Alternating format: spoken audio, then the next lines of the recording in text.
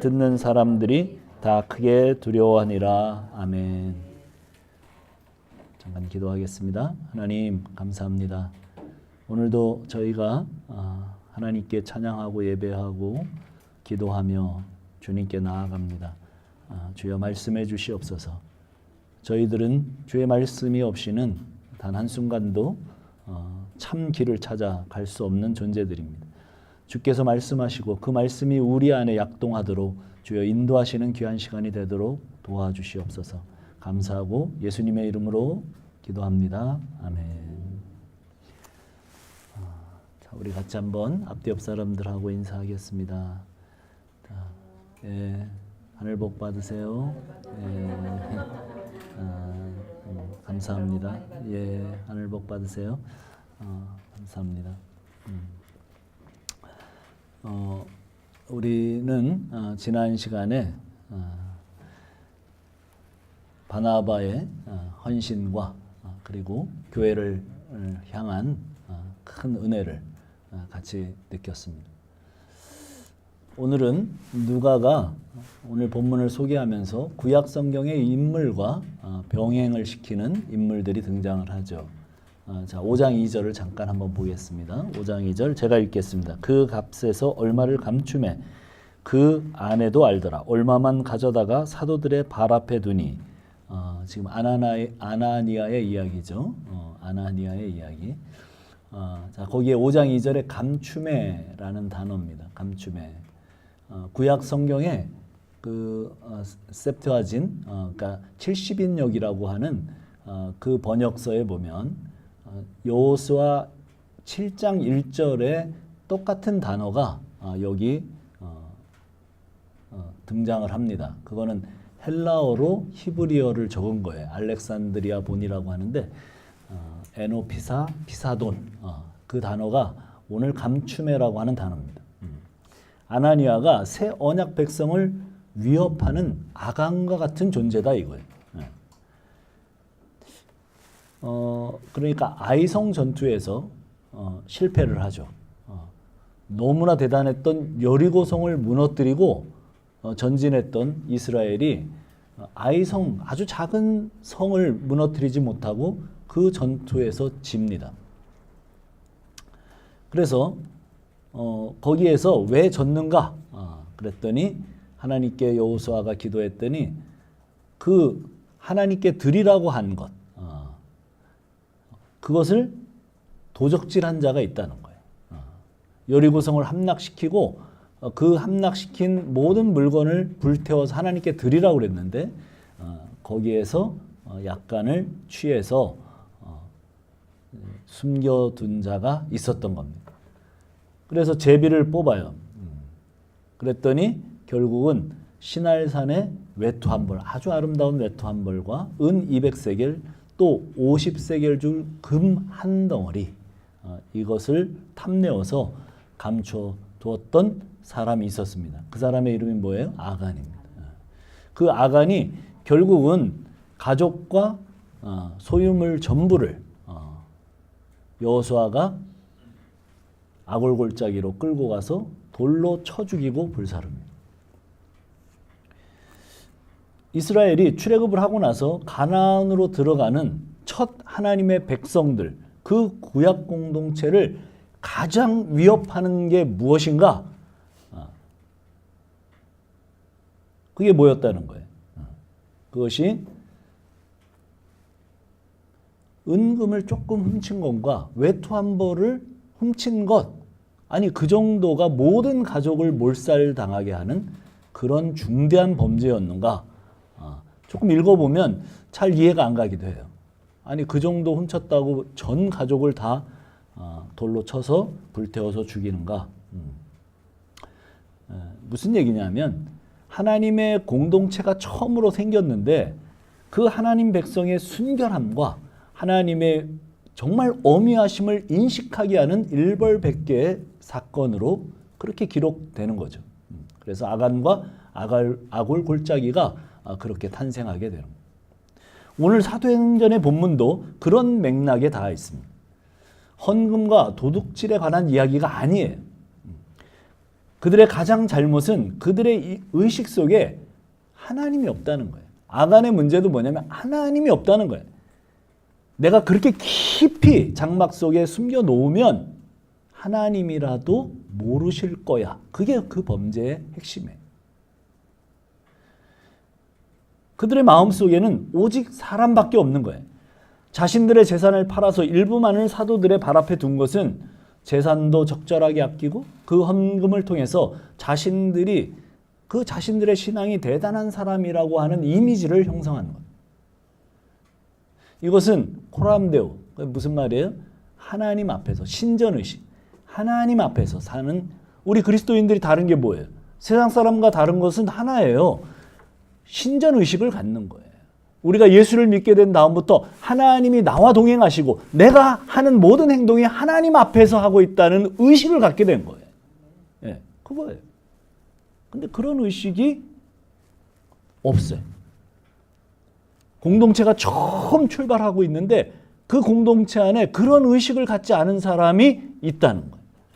사람들의 눈만 속이면 나는 이 공동체 안에서 사람들에게 인정도 받고 영향력도 가질 수 있다고 하는 마음을 가진 그런 사람들의 이야기. 자, 3절을 보면 베드로가 이르되 아나니아야 어찌하여 사단이 내 마음에 가득하여 내가 성령을 속이고 땅값 얼마를 감추었느냐. 성령을 속였죠. 성령은 누구예요? 하나님의 영이에요. 하나님을 속인 거예요. 사단이 그 마음에 가득한 존재로 묘사하고 있어요. 이 문장은 표준 세번역이 더 잘된 번역이. 어찌하여 그대의 마음이 사단에게 홀려서 그대가 성령을 속이고 땅값에 얼마를 몰래 떼놓았소. 홀려서. 이런 말입니다. 신자이면서 어찌 하나님보다 사람을 더 의식하고 그것을 자기 행동의 동기로 삼았냐고 말하고 있는 거예요. 하나님 앞에 인정받는 것, 하나님 앞에서 행동하는 것에는 관심이 없어요. 공동체에서 신앙생활의 동기가 목사님한테 인정받으려고 하는 사람들이 있어요. 제가 오랜 동안 신앙 경험을 통해서 보니까 그런 사람들이 있어요. 행동의 동기가 목사님 앞에서. 의식 속에는 하나님이 없어요. 목사도 마찬가지죠. 어떻게 하면 교인들에게 인정을 받고 사람들의 칭찬을 들을까? 그렇게 행동한다면 하나님 앞에서 행동하는 것이 아닙니다. 어떻게 하면 사람들에게 인기를 얻고 관심을 받고 그래야 실질적으로 내가 그 공동체 안에서 영향력이 확보되기 때문에 사람이 자기를 움직이는 주된 동기가 그것으로 되어버린다면 이런 사람들이 뭐라고요? 사단에게 홀린 상태라고 지금 표현하고 있는 거예요. 요즘 유튜브에 성령 운동하는 젊은 전도자가 아주 핫한데 마귀 들린 사람, 귀신에게 홀린 사람 쫓아내는 그 박혁 전도사라고 한번 쳐보면 나와요. 막 나사렛 예수의 이름으로 명하니 나가! 그러면 귀신이 막 거품 물고 나가요. 사람에게 했던 바로 나갑니다.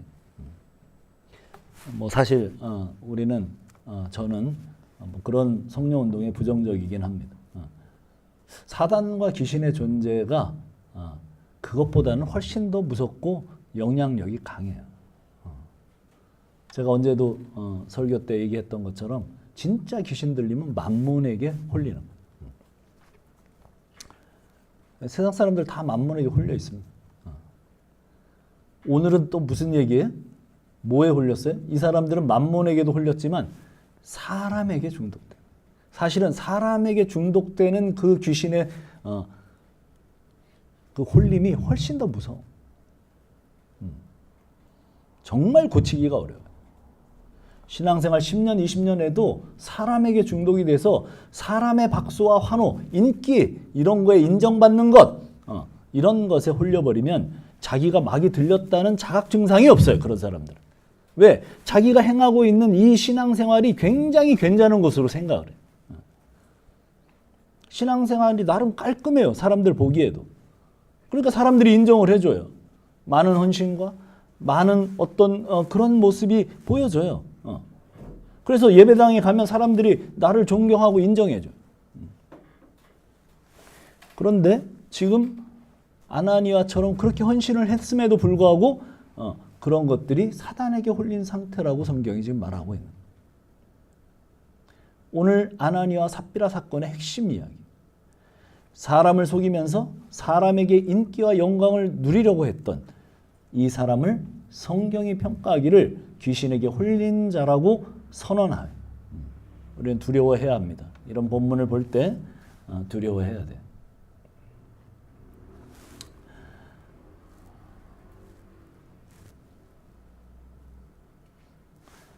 자, 구약에 아까 제가 소개했던 아간도 마찬가지입니다. 사람을 속이면 모든 것이 다 괜찮다고 생각을 했어요. 사람의 눈만 생각하고 살았어요. 그것이 아간과 아나니아의 공통점이에요. 자신들의 주된 행동의 동기를 사람들의 인정과 박수에 두게 되면 그 행동이 점점 방종하게 됩니다. 이것이 결국은 아나무인이 됩니다. 그래서 막 나가게 되죠. 이단들이 그래요.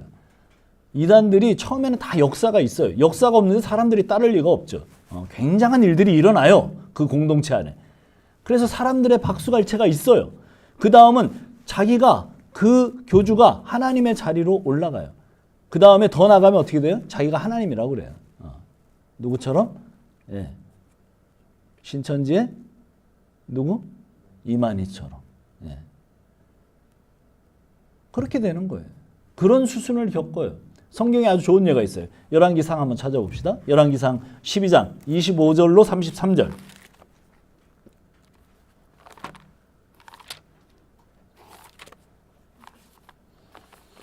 열왕기상 이거는 우리 같이 찾아서 교독을 해봅시다. 열왕기상 12장 25절로 33절.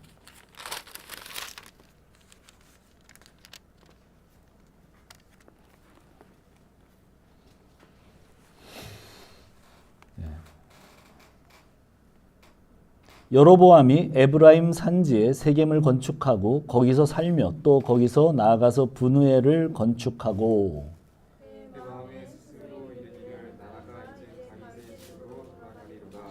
만일 이 백성이 예루살렘에 있는 여호와의 성전에 제사를 드리고자 하며 올라가면 이 백성의 마음이 유다 왕 된 그들의 주 르호보암에게로 돌아가서 나를 죽이고 유다의 왕 르호보암에게로 돌아가리라 하고 이 계획하고 두 군송아지를 만들고 우리에게 말하기를 너희가 다시는 예루살렘에 올라갈 곳이 없도다. 이스라엘아, 이는 너희를 애굽 땅에서 인도하여 올린 너희의 신들이라 하고 하나는 베델에 두고 하나는 단에 둔지라. 이 주가 되었으니 이는 백성들이 단까지 가서 그 하나에게 경배하리라. 그가 또 산당들을 짓고 레위 자손 아닌 보통 백성으로 제사장을 삼고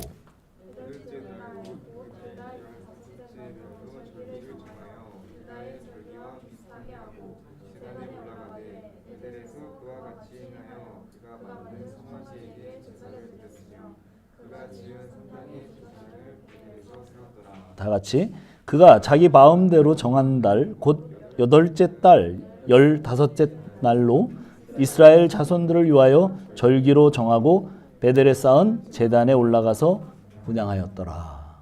예. 정말 신앙이 가장 타락한 상황으로 가고 있는 이스라엘의 상황입니다. 하나님을 완전히 잊어버리고 사람들의 인기와 관심, 영향력을 가지기 위해서 하나님이 만들어주시고 가르쳐주셨던 율법과 이스라엘 여호와의 신앙을 완전히 변질시키고 있는 아주 적합한 예예요. 오늘 우리가 읽은 본문의 27절에 보면 만일 이 백성이 예루살렘에 있는 여호와의 성전에 제사를 드리고자 하여 올라가게 되면 이 백성의 마음이 유다 왕 된 그들의 주 르호보암에게로 돌아가서 나를 죽이고 유다 왕 르호보암에게로 돌아가리로다 하고. 무슨 얘기예요? 솔로몬 왕의 아들 르호보암의 실정으로 나라가 둘로 갈라지죠.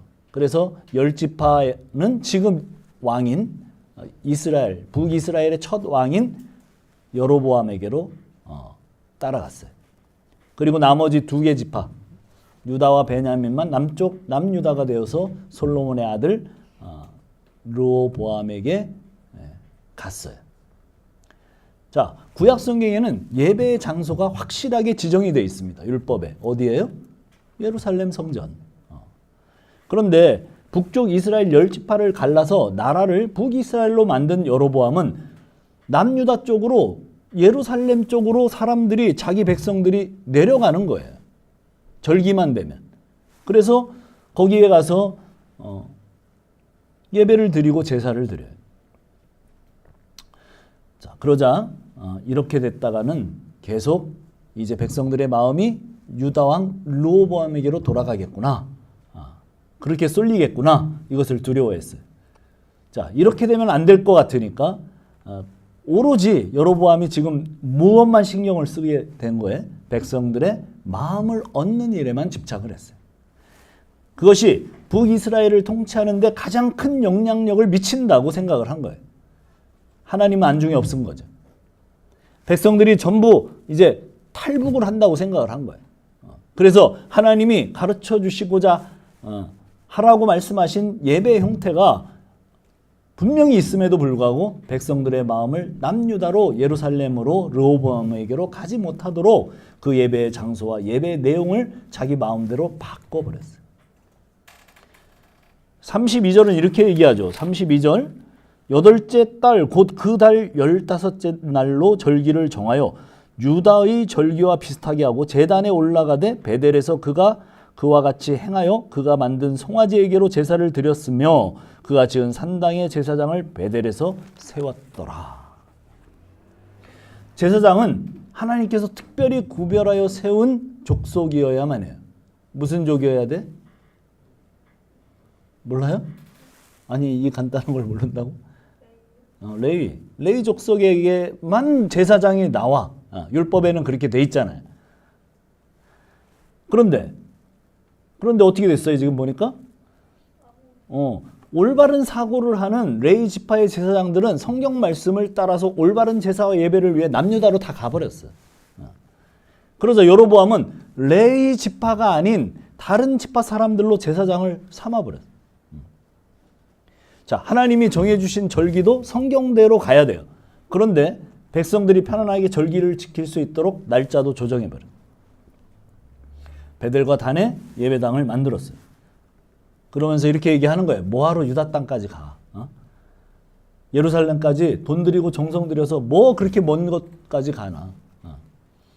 여기 근처에 예배당 하나 지어줄 테니까 여기서 하나님께 예배를 드려라.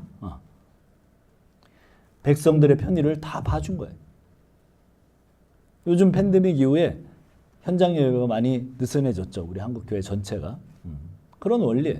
감기 걸리고 이제 일 생기고 그러면 뭐 온라인 예배 드리면 되지. 뭐 이런 거죠. 그러면 마음의 부담이 없어져요. 사람들의 편의에 맞춰서 다 뜯어 고쳐버려요. 그것을 열왕기 기자가 이렇게 표현합니다. 33절 이렇게 표현해요. 그가 자기 마음대로 정한 달 곧 18째 달 뭐 이렇게 쭉 나가요. 무슨 얘기예요? 여로보암은 그가 자기 마음대로 정했어요. 하나님이 가르쳐 주신 여호와의 신앙의 체계와 조직과 형태를 여로보암이 자기 마음대로 변질시키고 고쳐버렸어요. 이스라엘 여러 왕들 중에 가장 악하고 부정적인 영향을 이스라엘에게 끼친 왕이에요. 이 이후로 제대로 된 왕이 나오지를 못해.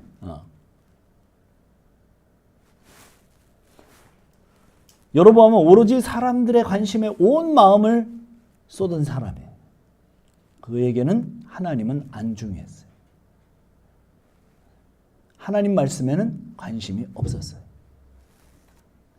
기독신앙에 있어서 하나님께 가야 될 시선을 인간의 인정과 관심과 칭찬에 초점을 맞추기 시작하면 영혼을 사모하고 바라는 마음은 신자들에게 다 멀어져요. 시간이 지나면 지날수록 탐욕적이고 세속화돼요. 사람에게 모든 것을 맞춰 행동하는 사람의 영향력은 공동체 안에서 크기 때문에 작은 자들인 우리는 괴로울 뿐 그 사람을 말리거나 저지할 수 없는 상황이 만들어지는 것이 대부분 공동체의 위기예요. 사람을 바라보는 사람들은 자신들의 종교적 열망을 신앙으로 착각하는 경향이 있어요. 그래서 하나님을 경외하고 두려워하는 마음이 다 사라져버리게 돼요. 바리새인들 어때요? 금식과 기도와 11조와 구제를 그렇게 열심히 하고도 예수님께 쌍욕을 먹은 이유가 뭐예요? 그들의 외식 때문에.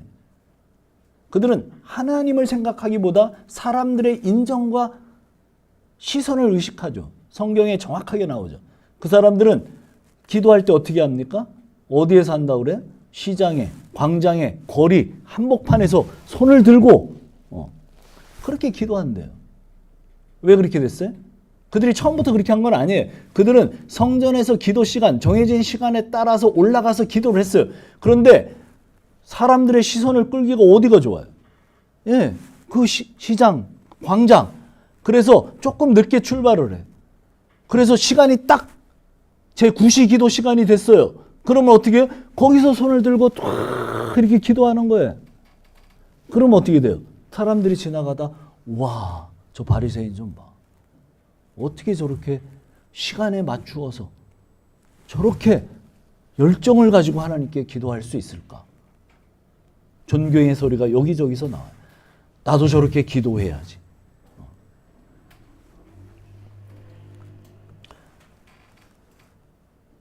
왜 이런 식의 삶이 무서워요? 이런 식의 삶은 공동체에 정말 전염성이 강하기 때문에. 오늘 본문 7절로 9절이 이렇게 얘기합니다.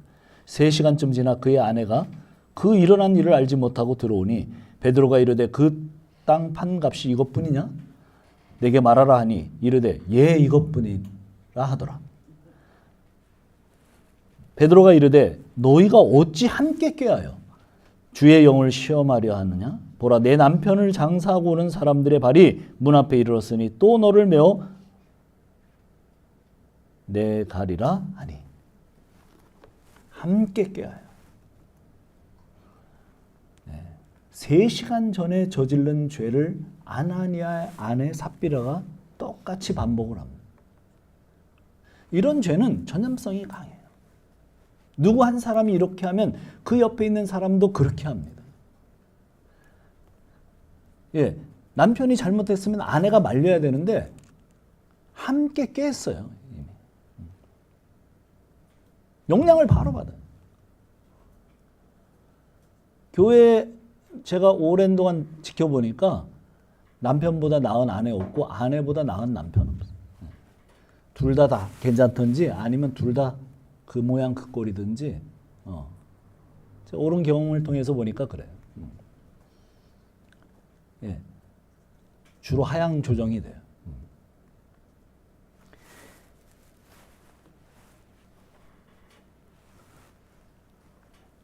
영향을 바로 받아요. 그 결과 그녀의 운명도 동일한 자리로 떨어져요. 2절을 보면 남편이 잘못하고 있는 것을 이미 알고 있었어요. 그 값에 얼마를 감추면 아내도 알더라. 이미 알고 있었어요. 그런데 그 9절에는 함께 꾀하여 이렇게 되어 있어요. 부부가 하나님 앞에 바로 서지 못하면 서로의 욕망을 자극하고 부추겨주는 존재가 되고 말아요. 청년 사역을 했던 저는 이런 이야기를 많이 들었어요. 주로 자매들이 그렇게 얘기를 했는데 목사님 저는 안 믿는 형제하고 결혼하는데 문제가 없다고 생각합니다. 저는 안 믿는 형제가 결혼해도 예수 믿게 할 자신이 있습니다.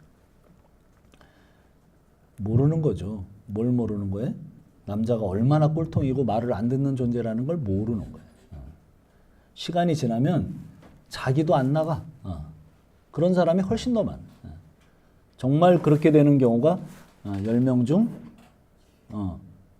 예수 믿게 남편을 한 경우는 한두 명, 10명이면 한두 명 정도. 부부는 어쩔 수 없이 닮아가요.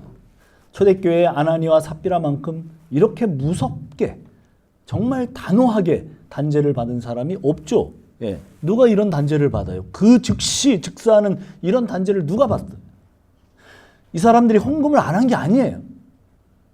자신들의 땅을 팔아 반이나 들였음에도 왜 거기서 죽음을 맞이해요? 이제 막 시작하는 초대교회 공동체가 가장 위험한 일이 뭐라고 지금 하나님께서 말씀하고 계시는 거예요. 여타 다른 것이 아니에요. 성도의 위선된 모습이 가장 공동체의 순결을 해치는 행위라는 거예요. 아나니와 삽비라는 자신들의 실제 모습보다 더 의롭고 착하고 더 믿음 좋은 사람처럼 가장한 죄를 단죄받은 거예요. 자신들의 헌신이 따라가지 못함에도 그들은 바나바처럼 그런 존경을 받고자 원했어요. 그런 관심을 받기를 원했어요. 그들이 단죄받은 이유예요. 우리 교회가 다시 처음 시작하는 것처럼 지금 시작되고 있잖아요. 우리 모두가 그런 마음이 돼야 될 것 같아요. 이거를 굉장히 중요하게 생각하고 하나님 뭘 싫어하시는가 여기에 우리가 좀 초점을 맞출 수 있어야 될 것 같아요. 이게 단순한 돈 문제가 아니에요. 우리 공동체가 자기를 포장해서 자기의 실제 모습보다 더 좋은 사람처럼 다른 사람에게 보이려 하지 말기를 바라요. 더 좋은 신앙을 가진 것처럼 보이려고 하지 않기를 바라요. 여기 젊은이들은 그러기를 바라요. 시간이 지나면 사실은 신앙의 수준, 하나님을 향한 마음 뭐 이런 거 다 이 공동체를 향한 마음 다 드러나요. 다 알아요. 말을 안 해서 그렇지 서로 다 알아요. 아무리 꾸미고 외식해도 결국은 다 알게 돼요. 예전에 교회 왔던 한 자매가 이렇게 말을 했습니다. 자기가 이대로 언니들을 만나러 가면 자기를 못 알아볼 거라고 다음에. 그러니까 화장을 안 한 상태. 그 자매는 누구를 만나러 갈 때 제가 퇴근 차량을 1시간 동안 강촌에서 춘천으로 끌고 나오는데 거기서 1시간 동안 화장을 해요. 그리고 처음 모습하고 나중에 내릴 때 모습하고 거의 변장을 한 수준이에요. 그래서 근데 사실은 그 정도는 봐줄만 해요. 요즘 크리스찬들도 얼굴을 다 뜯어 고칩니다. 많이. 우리 교회는 뭐 없지만 제가 아는 권사님은 주름을 너무 당겨서 목이 이마까지 올라가요. 왜 그래요? 자기를 포장해서 더 훌륭하고 더 멋진 사람인 것처럼 그렇게 보이려고 하는 거죠. 실제로 그런 행동들이 먹히면 더 문제예요. 그게 사실은 하나님의 심판이에요. 우리가 살아갈 때 위선과 쇼가 아주 없을 수는 없어요. 뭐 그걸 예의라고도 하죠. 그러나 이것이 우리 삶의 주된 동력이 되면 안 돼. 공동체를 속이는 것은 하나님을 속이는 거예요. 그것이 오늘 본문이 우리에게 하고 싶은 말씀이에요. 교회만큼 위선적인 분위기가 작동되고 실제화되기 쉬운 공동체가 없어요. 예전에 한 2000년대 초반에 우리 한국교회는 정말 경배와 찬양이 대유행이었어요. 거기 가보세요. 정말 신앙의 열기가 너무 뜨거워요. 손을 막 처음부터 들고 안 내려. 하나님을 찬양하면서 막 그게 진심이었는지 아니었는지 모르겠지만 하여간 뭐 어마어마했잖아요, 열기가. 근데 거기에 화장실 청소를 하는 그 청소하시는 분들이 얘기하기를 주사기가 너무 많이 나옵니다. 뭐 하는 주사기? 약하는 주사기. 무슨 얘기예요? 그냥 일반 가수들이 콘서트 하는 거나 다름없는 거죠. 자기들의 그 마음의 그 어떤 감정의 그 표출과 이런 것들을 위해서 그냥 별반 다를 것 없는 손들기.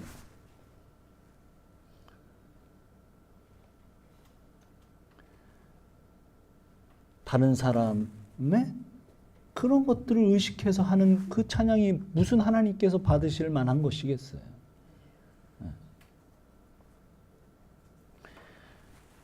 사람들의 인기와 박수, 내 영향력, 내 체면, 내가 좀 믿을 좋은 사람이라는 것, 그런 것 과시하고 드러내고 그런 것 이렇게 몸에 배기 시작하면 현재의 자기 수준보다 자기를 더 포장해서 말하는 것, 그런 것들이 공동체를 파괴하는 주범이다. 다른 사람들도 나도 모르는 사이에 그걸 따라가요. 그래서 공동체 분위기가 그냥 그렇게 흘러가. 위선 공동체가 되는 거예요. 그거는 공동체라고 교회라고 보기가 어려워. 성도들은 말씀을 전하는 목사를 닮게 되죠. 그러나 목사만 성도한테 영향을 미치는 게 아니에요. 성도도 목사에게 영향을 미쳐요. 우리는 서로 영향을 미치는 존재. 우리 교회는 굉장히 어떤 종교적인 것과 위선적인 것들을 걷어내려고 많이 노력을 하죠. 그러나 조심해야 돼요. 정말 조심을 해야 돼요. 우리가 정말 연기하는 공동체가 되지 않기를. 아나니와 삽비라처럼 공동체를 완전히 무너뜨리는 그런 자리에 서지 않기를. 예배를 드리는 사람들이 100명, 1000명 모이는데 사회를 향해서 아무런 영향력을 미칠 수 없는 그 교회의 무력함. 좋은 영향력을 미치지 못하는 정도가 아니라 욕을 듣는 공동체로 보인다면 그런 위선과 쇼가 가득한 문화가 자리 잡고 있는 것이기 때문에 그래요. 우리는 두려운 마음으로 우리 이 공동체를 이제부터라도 정말 그런 요소가 없는지 돌아보고 우리 개인이 또 우리 공동체가 스스로 우리를 돌아보는 오늘 말씀을 접하면서 그런 계기가 되기를 바라요. 정말 서로 좋은 영향을 미치고 서로에게 서로를 세워갈 수 있는 그런 공동체가 돼야 돼요. 우리 인생을 함께 세워가는 교회, 온 마음을 다하여 하는 연보, 하나님 앞에서 하는 그런 삶, 그런 예배. 자, 독일의 신학자 루돌프 오토라는 사람이 있어요. 심리학자죠, 이 사람. 그분이 했던 유명한 이야기 중에 루미노제라는 이야기가 있어요. 루미노제. 무슨 얘기냐면 어떤 신비한 차원을 넘어서 초월적인 절대자를 경험한다는 그런 뜻이에요. 거룩한 타자, 그 존재의 압도적인 그 임재, 그런 것들을 느끼는 어떤 직관적 체험, 뭐 이런 얘기. 과거에는 그런 것들을 우리 한국 교인들이 많이 추구를 했었고 실제로 그런 것들을 많이 경험을 했어요.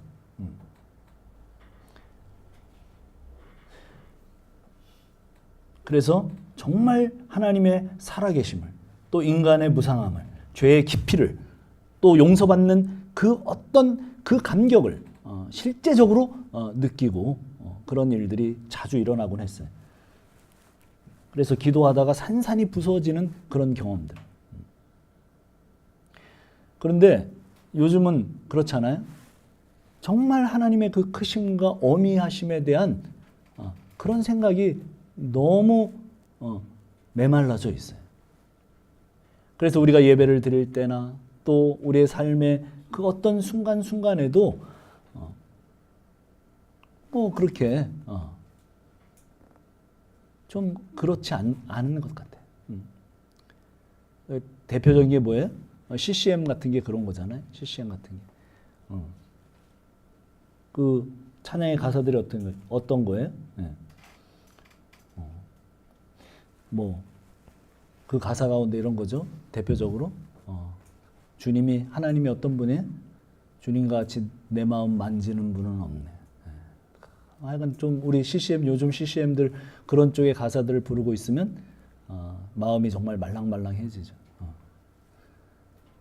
하나님의 사랑, 정말 친구와 같은 그 하나님의 어떤 그런 것들은 많이 느껴지는데 정말 성경에서 오늘 본문과 같은 하나님의 어미하심과 하나님의 정말 진노 이런 것들은 많이 우리 가운데서 의식이 사라졌어요.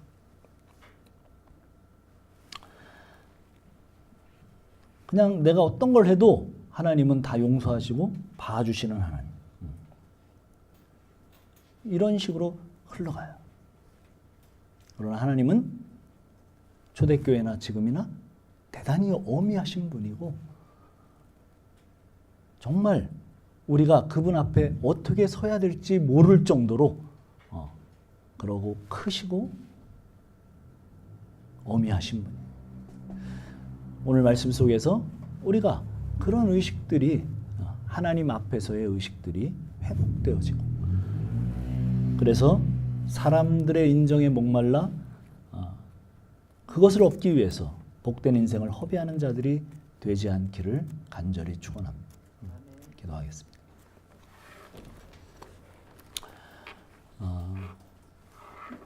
매번의 말씀이 우리의 삶에 하나님을 만나고 하늘의 것들을 땅으로 땡겨오는 그런 시간들이 되기를 바랍니다.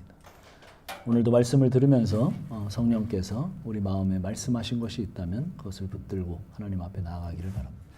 자, 우리 같이 기도하겠습니다.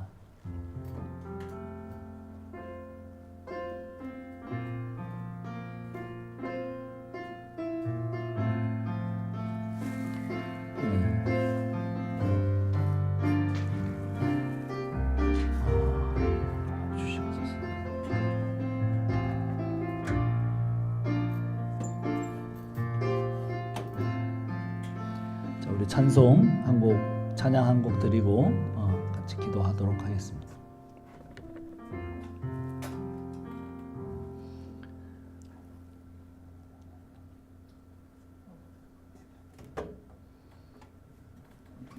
예배합니다. 함께 찬양합니다.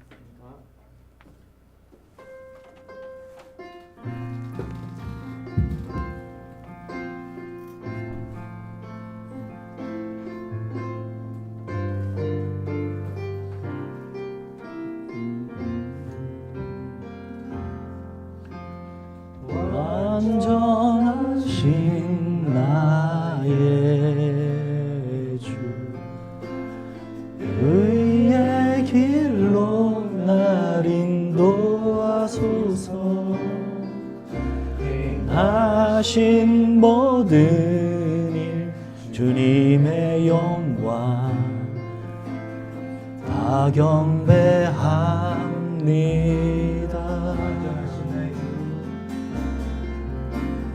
완전하신 나의 주, 의의 길로 날 인도하소서. 행하신 모든 일 주님의 영광 다 경배합니다. 예배합니다. 찬양합니다. 주님만 날 다스리소서. 예배합니다. 찬양합니다. 주님 홀로만 받으소서. 예배합니다. 찬양합니다. 주님 홀날 다스리소서. 예배합니다.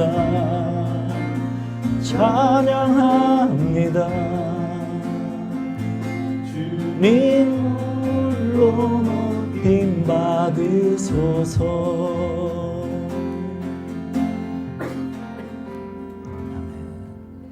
그렇습니다. 주님 홀로 높임을 받으시옵소서. 우리는 어디서나 주님을 찬양하고 경배합니다. 우리가 그 하나님 앞에서, 어미하신 하나님 앞에서 산다고 하는 고람대오의 정신을 잃어버리지 않도록 주여 우리를 늘 깨워주시고, 우리가 무엇을 하든 어디에 있든 하나님 앞에서 행하고 있음을 깨닫게 하옵소서. 이제는 우리 구주 예수 그리스도의 한없는 사랑하심과 아들을 주시기까지 우리를 사랑하신 그 하나님의 하여 같은 사랑하심과 성령 하나님의 감동, 감화, 교통하시는 은혜가 이제 주님 앞에서 하나님의 임재의식 앞에서 살기를 결단한 우리 가족 머리 위에 영원토록 함께 하실지어다. 아멘.